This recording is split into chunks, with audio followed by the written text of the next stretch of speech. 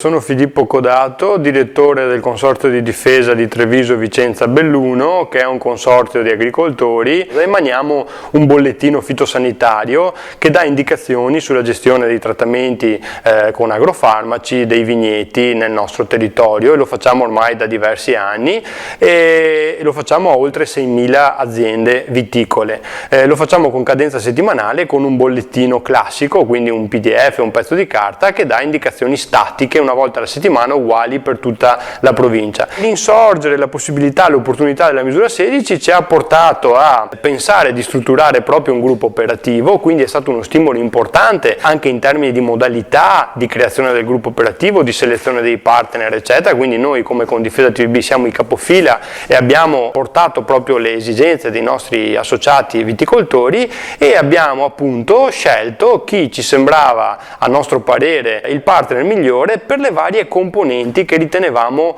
utili e importanti del nostro progetto. Quindi sicuramente dover utilizzare dei modelli che ci chiedevano di da subito approntare un business plan, scrivere nero su bianco come volevamo raggiungere, che obiettivi volevamo raggiungere, come volevamo raggiungerli, in che tempi,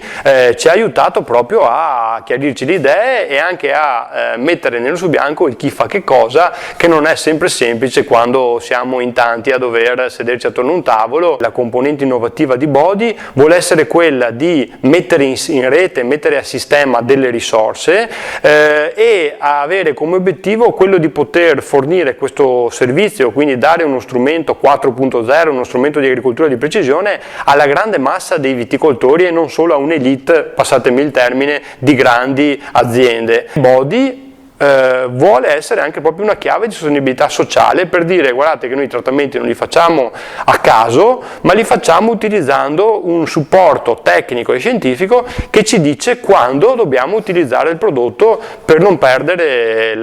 quello che ci fa fare reddito, insomma, ecco. Quindi sicuramente per noi queste sono le chiavi portanti del progetto. Penso sia fondamentale il coinvolgimento proprio diretto dell'impresa agricola in tutte le fasi del progetto, dalla raccolta delle esigenze iniziali a proprio la concretizzazione di un prodotto.